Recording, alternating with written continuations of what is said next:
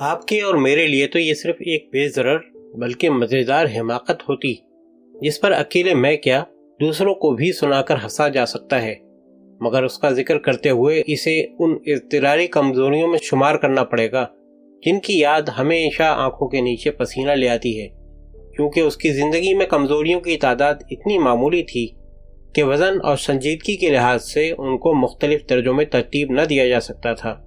کمزوریوں کو چھوڑیے، زور آوری ہی کون سی تھی؟ اس کی زندگی ہر قسم کے غیر معمولی اور دور از راہ واقعات سے ایسی ہی خالی تھی جیسے اس کی حسب حال میں کوئی تشبیہ تک نہیں سوچ سکتا۔ ممکن ہے کہ تشبیہ برائے تشبیہ کی غرض سے میں بجلی کے کھمبے کا نام لے دوں، مگر پھر مجھے خیال آتا ہے کہ شریر بچے اسے اینٹ سے بجاتے ہوئے چلتے ہیں، صبح شام ایک فاختہ اس پر بیٹھ کر کوں کوں کرتی ہے، کبھی کبھی گاڑیاں اس سے ٹکرا جاتی ہیں۔ بس یوں سمجھیے کہ اس کی زندگی بالکل ایک شریف آدمی کے کپڑوں کی طرح تھی، جس کی مشہور تعریف یہ ہے کہ آپ انہیں یاد نہیں رکھ سکتے۔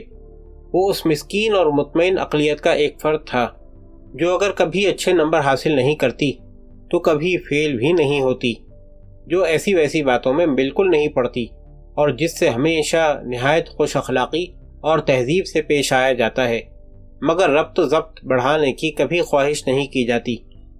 اپنے استادوں کی نظر میں وہ ایسا کن ذہن مگر خاموش، محنتی اور سیدھا سادہ طالب علم تھا جس کا ہر فعل اتنا قابل اعتماد اور نپا تلا ہوتا ہے کہ اس کے وجود کو ذہن میں رکھنے کی بھی ضرورت نہیں پڑتی۔ اگر اس کے ساتھیوں کے نزدیک اس کی مطالعت اتنی بوجھل اور ٹھس تھی کہ وہ اسے ایک بناوٹی مسکراہٹ سے زیادہ کچھ نہ دے سکتے تھے، اور محلے کے والدین کے لیے وہ اولاد کی نیک سیرتی اور خوش کرداری کا ایک مثالی نمونہ تھا۔ کسی کے خوابوں میں اترنے کی کوشش کرنا تو فانی انسان کے لیے ایک خطرناک مہم ہے، مگر جہاں تک وثوق سے کہا جا سکتا ہے اس کے دن کتابوں، امتحانوں اور چھٹیوں کے درمیان نہایت آسانی سے گزر رہے تھے، اور اپنے طرز زندگی میں عیب نکالنے کی کوئی وجہ اسے اب تک نہ ملی تھی۔ لیکن اس کی آزمائش کا لمحہ اس وقت آیا جب وہ BA کا امتحان دے کر گھر آ گیا۔ پہلے تو اس کی چھٹیاں اگلی کلاس کے لیے تیاری کرنے میں کٹ جایا کرتی تھی، مگر اس مرتبہ اسے اپنے وقت کا ایسا کوئی مصرف نظر نہ آ رہا تھا۔ اب تک اس کی زندگی ایک نہایت صحیح پیمانے سے کھینچی ہوئی گہری اور واضح لکیروں کے درمیان بٹی رہی تھی۔ اپنے سفر میں وہ اب ایسے نقطے پر آ پہنچا تھا جس کے آگے کوئی لکیر نہ تھی۔ وہ رسم و رواج کے مقرر کیے ہوئے راستے پر سر جھکائے ہوئے چلتا رہا تھا، مگر فرصت کے ریگستان میں پہنچ کر وہ پگڈنڈی خود گم ہو جاتی تھی۔ شروع میں اس نے چاہا کہ اپنے کورس کو ہی دوبارہ پڑھے، مگر امتحان کی چٹنی کے بغیر وہ اتنا پھیکا پھسا ہو گیا تھا کہ اس سے چل نہ سکا۔ اس نے ایک کے بعد دوسری چیز میں دلچسپی لینے کی متعدد کوششیں کی، مگر شاید مسرت دن اور رات کی سرحدوں کے باہر پرواز کر گئی تھی۔ ہر چیز پر سے ملمہ اتر گیا تھا، ہر چیز بھوری اور بے رنگ ہو گئی تھی، اور اس کے لیے اب اس کے سوا اور کچھ نہیں رہ گیا تھا کہ وہ اکتاہٹ اور بیزاری کے سمندر میں بے دست و پا غوطے لگایا کرے۔ عموماً لوگوں کو پیچھے چھوڑے ہوئے دنوں کی یاد عرصے تک بے چین رکھتی ہے، مگر یقین مانیے کہ اس کا ایک دن خود اس کی نظروں میں دوسرے دن سے اتنا بے امتیاز تھا کہ وہ سب بجھتے ہوئے کوئلوں کی طرح راکھ ہوئے جا رہے تھے۔ نامعلوم اس کے کتنے دن اور اسی طرح جمائیاں لیتے ہوئے گزرتے، مگر ایک دن بازار سے لوٹتے ہوئے اس نے جو کچھ دیکھا اس نے خوشی نہ سہی اس کے ویران دنوں اور راتوں کے لیے کم از کم ایک رنج تو مہیا کر دیا۔ وہ اتنا معصوم نہ تھا کہ اس کے لیے ایک لڑکی کا کھڑکی سے جھانک کر گلی میں کھڑے ہوئے لڑکے کی طرف مسکرا دینا عجوبہ روزگار ہوتا، مگر اس معمولی سے واقعے کی ندرت اس کے اندر یہ تلخ اور ہمت شکن احساس پیدا کر دینے میں تھی کہ اس نے برساتی دنوں کے لیے کچھ جمع نہیں کیا تھا۔ اپنے پڑھے ہوئے معدود چند عشقی افسانوں کو اس نے ہمیشہ کاغذی باتیں اور زندگی سے بے تعلق سمجھا تھا، اور اس حقیقت سے غافل رہا تھا کہ رومان مکڑی کے جالے سہی، مگر ہماری زندگی کی رگوں سے یکجان ہو کر وہ انہیں کتنا مضبوط بنا دیتے ہیں، اور عشق پیچھا کی یہ ننھی ننھی بیلیں کیسے کیسے گرتے ہوئے ستونوں کو تھامی رہتی ہیں۔ طالب علمی ہی میں وہ زمانہ ہوتا ہے جب زیادہ خطرہ مول لیے بغیر زندگی بھر کے سہارے کے لیے دو چار نگاہوں، ایک آدھ مسکراہٹوں کا اندوختہ جمع کیا جا سکتا ہے، مگر اس کے نادان ہاتھوں نے موقع کا زرعی دامن انتہائی بے پرواہی سے پھسل جانے دیا۔ لفظوں کے معنی لکھ لینے کی بےتابی میں اس نے اپنی آنکھوں کو کتاب پر گاڑے رکھا تھا، حالانکہ وہ ان سے بہتر کام بھی لے سکتا تھا۔ جو کچھ اس نے اندھا بن کر کھو دیا تھا، اب اسے دوبارہ پا لینا محال تھا۔ اپنی پیش قدمی کا جواب پا سکنے کی توقع تو کجا، اس کی سمجھ میں کوئی ایسی لڑکی بھی نہ آتی تھی جس کی طرف وہ پیش قدمی کر سکے۔ کالج کی 6 لڑکیوں میں سے ایک نہ ایک تو ضرور اس کی طرف توجہ کرتی رہی۔ اسے کسی اونچی اڑان کی خواہش نہ تھی۔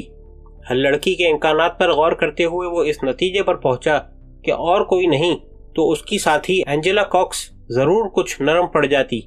لڑکے اس کی سیاہ رنگت، بھاری بدن اور ڈھلی ہوئی عمر کا مذاق اڑاتے تھے، مگر اس کی آنکھیں تو چمکدار، اداس اور گہری گہری سی تھیں، اور یہ بہت کافی تھا۔ اور پھر وہ سب لڑکیوں سے زیادہ سلیم الطبع اور خاموش تھی۔ کاش کہ اس نے یہ سب پہلے سوچا ہوتا۔ اسے اینجلا کے رد عمل کا اتنا یقین تھا کہ اس پر 1-2 دن تک غور کرتے کرتے اس کی شکستگی، مایوسی اور جھنجھلاہٹ اس حد تک بڑھ گئی جیسے ملاقات کا وقت تک مقرر ہو چکا ہو مگر وہ پہنچ نہ سکا ہو۔ وہ واقعی کچھ ایسا ہی محسوس کر رہا تھا جیسے اس نے اینجلا سے وعدہ خلافی کی ہو اور اسے دھوکہ دیا ہو۔ اس کا رنج اس وجہ سے اور بھی بڑھ گیا تھا کہ اب اس کے ملنے کی کوئی امید نہیں رہی تھی، لیکن اسے یہ جان کر بڑا خوشگوار تعجب ہوا کہ حالات اتنے مایوس کن نہیں تھے جتنا وہ سمجھ رہا تھا۔ ابھی سہارے کے لیے ایک تنکا باقی تھا، یعنی وہ اینجلا کو خط لکھ سکتا تھا۔ کلاس کی دونوں لڑکیوں کے پتے مسرت بخش معلومات کے طور پر لڑکے اکثر دہرایا کرتے تھے اور وہ تقریباً سبھی کو یاد ہو گئے تھے، یہاں تک کہ اسے بھی۔ چنانچہ اینجلا کو خط لکھ دینا کوئی بڑا مشکل مرحلہ نہ تھا۔ اس کے علاوہ بہت سی ایسی باتیں تھیں جو آنکھوں کے پیغامات میں نہ سما سکتی تھیں مگر انہیں خط میں لکھا جا سکتا تھا۔ شاید اس کی اناڑی آنکھیں اس کے دل کی لگن کو ذرا بھی ظاہر نہ کر سکتیں، شاید وہ جرأت نہ کر سکتا، مگر خط کو وہ زیادہ سے زیادہ مؤثر بنا سکتا تھا۔ ممکن تھا کہ وہ اس کی آنکھوں کی بیتابی دیکھ کر ہنس دیتی اور اینجلا کا استہزاء نشتر کی طرح اس کی روح میں اتر جاتا، لیکن اگر خط پڑھ کر وہ ہنسی بھی تو اسے معلوم نہیں ہو سکتا تھا۔ یہ نہ سمجھیے کہ اس نے صرف روشن پہلوؤں پر ہی نظر ڈالی، اس کے سامنے نامرادی اور مایوسی بھی آئی۔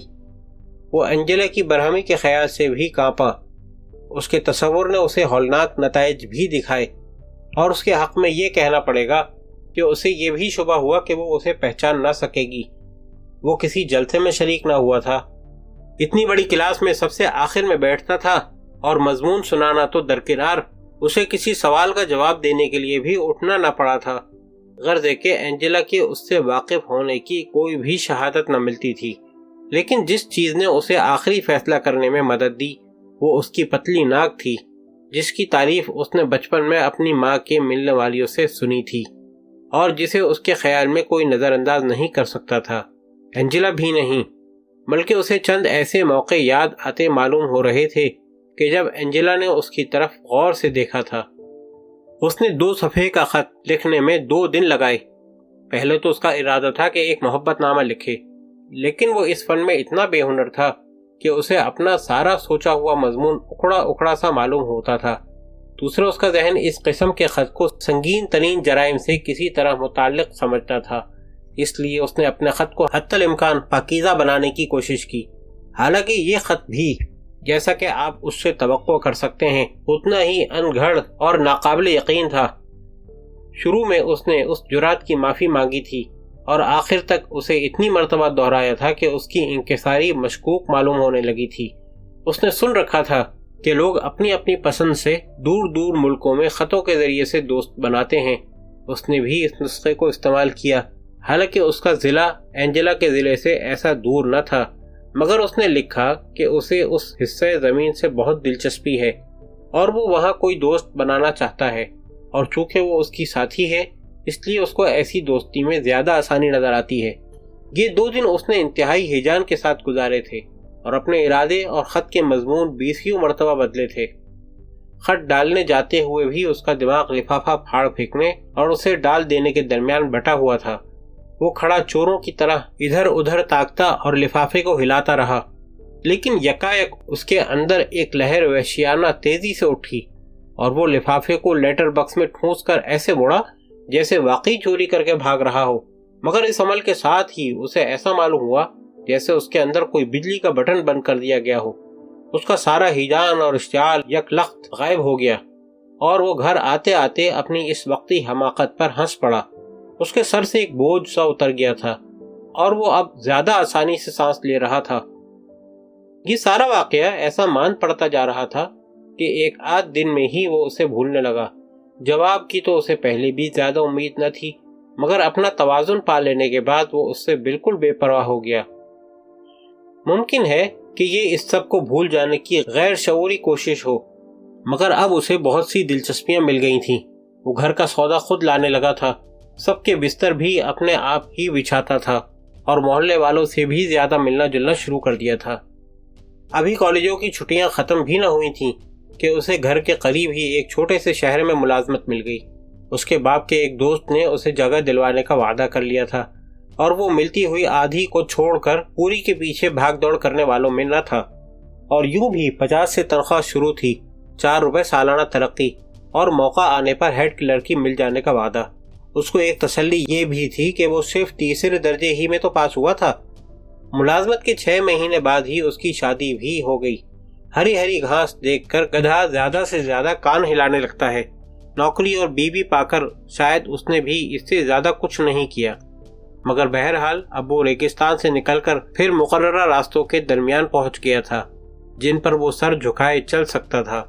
اب اس کی زندگی پھر گہری اور واضح لکیروں کے درمیان بانٹ دی گئی تھی۔ اس کے سامنے مستقبل میں ہیڈ کلرکی کے وعدے کا روشن مینار تھا جس سے چندیا کر اس کی آنکھیں آگے دیکھتی ہی نہ تھیں۔ اس کا ماضی وہ اندھا کنواں بن چکا تھا جس میں جھانکنے کی اسے کوئی خواہش نہ تھی، اور ہوتی بھی تو وہاں مشکل ہی سے کچھ نظر آتا۔ حال کی بھول بھلیوں میں بغیر کسی احساس کے گھومتے رہنا، بس یہ تھی اس کی زندگی۔ حال کی بھول بھلیاں بھی بڑی پرفریب چیز ہے۔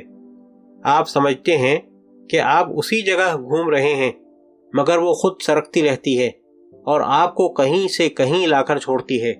اسے اس عمل کا پتہ اس وقت چلا تھا جب وہ 5 سال آگے نکل آیا تھا۔ اس دوران میں اس کے 2 بچے ہو چکے تھے، اور دوسرا قابل ذکر واقعہ یہ ہوا تھا کہ اس کی حق تلفی کر کے ایک ایسے شخص کو ہیڈ کلرک بنا دیا گیا تھا جو BA فیل تھا اور اس کے بعد ملازم ہوا تھا۔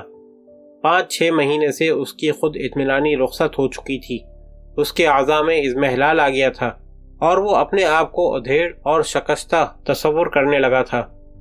روشنی کا مینار ڈھہ جانے سے اس کے مستقبل پر دھندلکا چھا گیا تھا، جس میں بچوں سے متعلق ذمہ داریاں، دوسرے دنیاوی فرائض اور ان سب کے پورا کرنے میں دشواریاں اسے حقیقت سے کئی گنا بڑی دکھائی دینے لگی تھیں، اور اس کا سر ان باتوں سے بھرا رہتا تھا۔ اپنے بچوں سے بھی اسے دلبستگی باقی نہ رہی تھی، اور وہ بیوی کو بھی فضول خرچی کا الزام دینے لگا تھا۔ باتونی بھی وہ بلا کا ہو گیا تھا، اور محلے والوں میں بیٹھ کر گھنٹوں اپنی حق تلفی، ہیڈ کلرک کی بے ایمانی اور رشوت ستانی کی شکایتیں کیا کرتا تھا۔ مستقبل سے خوف زدہ اور حال سے بیزار ہو کر وہ ماضی کی تاریکیوں میں بھی جھانکنے لگا تھا، اور اسے پہلے تو دھندلی پرچھائیاں اور پھر کبھی کبھی نیم روشن تصویریں نظر آنے لگی تھیں۔ بیتے ہوئے دنوں کے لیے اس کے دل میں کوئی ٹیس نہ اٹھتی تھی، بس متفرق اور بے جوڑ تصویریں کوئی جذبہ پیدا کیے بغیر اس کے سامنے سے گزرتی رہتی تھیں۔ آخر خزاں کے پتوں کی طرح ہوا پر بھٹکتی رہنے والی انہی تصویروں کے ساتھ ایک مرتبہ یہ یاد بھی آئی کہ اس نے ملازمت سے پہلے ایک لڑکی کو خط لکھا تھا۔ پہلے تو وہ اسے ایک ناتجربہ کارانہ حماقت سمجھ کر ہنسا، مگر آہستہ آہستہ اس کے جسم میں سنسنی پھیلتی گئی، اور وہ اتنا ہی مشتعل ہو گیا جتنا کہ وہ خط لکھتے وقت تھا۔ تعجب، مایوسی اور امید کے ملے جلے جذبات کے ساتھ اس کے دل میں طرح طرح کے سوالات پیدا ہو رہے تھے۔ اینجلا کو اس کا خط ملا تھا یا نہیں؟ اس نے خط سے کیا اثر لیا؟ اس کے گھر والوں کو تو پتہ نہیں چل گیا؟ کہیں اینجلا کا خط ڈاک میں تو نہیں کھو گیا؟ اس کی عقل جتنا زیادہ شک کرتی تھی، اس کا دل اتنا ہی زیادہ اپنی نسیں اس خط کے گرد لپیٹتا جاتا تھا، اور اب اتنی مدت کے بعد جواب پا لینا اسے بالکل یقینی نظر آ رہا تھا۔ شاید اینجلا کی شادی نہ ہوئی ہو، یا اس کی اپنے شوہر سے نہ بنتی ہو، اور وہ اسی طرح کی شکستگی اور کسی ہمدم کی ضرورت محسوس کر رہی ہو۔ شاید پرانے دنوں کی یاد اسے ستا رہی ہو اور وہ اپنے کسی پرانے ساتھی کی تلاش میں ہو اور وہ اپنے گزشتہ طرز عمل کی معافی مانگتے ہوئے اسے خط لکھے۔ غرض ہے کہ سینکڑوں امکانات تھے اور اسے یہ سب اتنا منطقی معلوم ہو رہا تھا کہ اس نے گھر بھی لکھ دیا کہ اگر اس کا کوئی خط آئے تو فوراً اس کے پاس بھیج دیا جائے۔ اس نے بے چینی سے ڈاکیے کی راہ تکنی شروع کر دی۔ اسے خط لکھنے والا ہی کون تھا؟ بس کبھی کبھار کسی عزیز کے یہاں سے خوشی یا غمی کی اطلاع اور ایسی ہی معاملاتی چیزیں، لیکن اس سے اس کی امید نہیں مرجھائی۔ اس کے لیے ہر آنے والا کل گزرتے ہوئے دن سے زیادہ روشن ہو گیا تھا۔ اب جبکہ اس کے سامنے ایک معین چیز تھی، وہ انتظار کر سکتا تھا۔ وہ اپنے کپڑوں میں، اپنے گھر اور اس کے ساز و سامان میں ترمیمیں سوچا کرتا تھا تاکہ انہیں اینجلا کے سامنے پیش کرنے کے قابل بنا سکے۔ داڑھی بنانے سے وحشت کی وجہ سے اس نے داڑھی رکھ لینے کا تہیہ کر لیا تھا، مگر اب اس نے یہ خیال چھوڑ دیا۔ وہ اینجلا سے بہت ہی پاکیزہ تعلقات قائم کرنا چاہتا تھا، مگر داڑھی پھر بھی کوئی قابل نمائش چیز نہ تھی۔ وہ صرف اینجلا کے ساتھ بیٹھ کر گھنٹوں باتیں کرنا چاہتا تھا، خواہ وہ ادب اور سیاست پر ہی صحیح۔ اسے اپنی کم علمی کا اعتراف تھا اور اس نے بارہا اس کمی کو دور کرنے کا ارادہ کیا، مگر اس کی مصروفیات اسے پورا نہ ہونے دیتی تھیں۔ اینجلا کے جواب پر غور کرنا اور اس کی بنیاد پر رنگین محل تعمیر کرتے رہنا اس کا محبوب ترین مشغلہ بن گیا تھا۔ اگر اسے کبھی دفتر میں اس کا خیال آ جاتا تو خوشی اور مسکراہٹ اس کے چہرے سے امڈنے لگتی۔ وہ رجسٹر پر جھک کر اسے زور سے دبا لیتا اور عمدہ سے عمدہ کام کرنے کے جوش میں اسے بار بار لکھنا اور کاٹنا پڑتا۔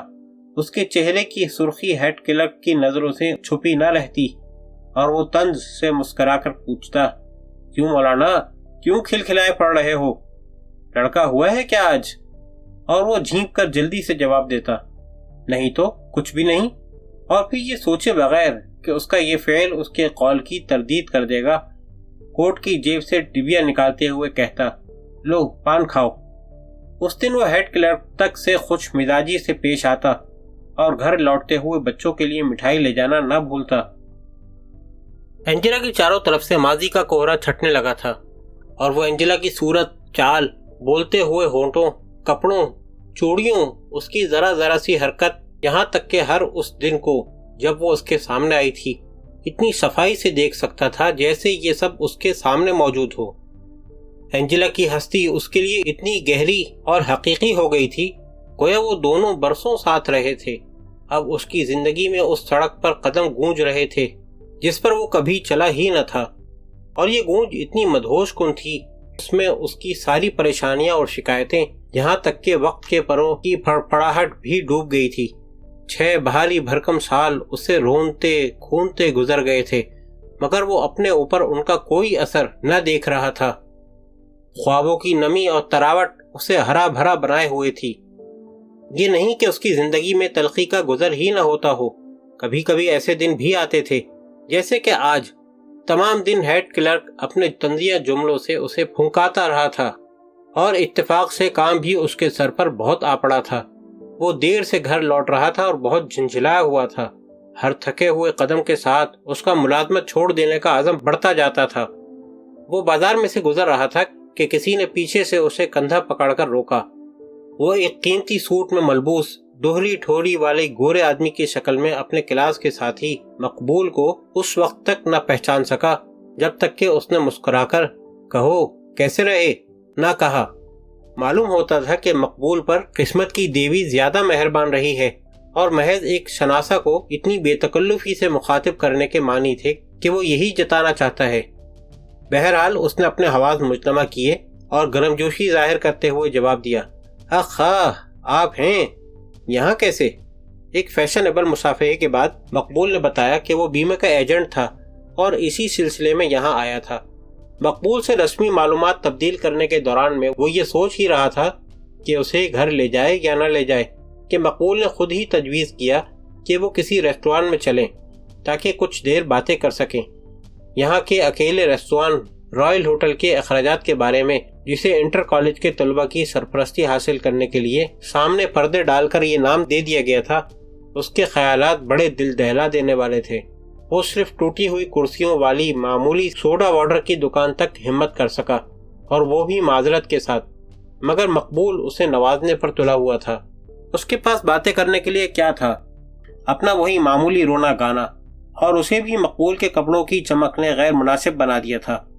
مقبول البتہ بھرے ہوئے گلاس سے، جسے اس نے ابھی تک اپنے ہونٹوں سے چھوا نہ تھا، کھل کر اپنے ان پرانے ساتھیوں کے بارے میں باتیں کر رہا تھا جن سے وہ اتنے عرصے میں ملا تھا۔ باتیں سنتے سنتے دفعتاً اس کی آنکھوں میں بجلی سی کوند گئی، اور اس نے مقبول کی بات کاٹ کر لفظ چباتے ہوئے پوچھا، اور ہمارے ساتھ ایک لڑکی بھی تو تھی، کیا نام تھا اس کا؟ اینجلا، اور اس سے آگے نامعلوم کیا؟ اوہ وہ اینجلا کاکس، مقبول نے کہا۔ سب سے پہلا بیمہ میں نے اسی کے شوہر کا تو کیا تھا۔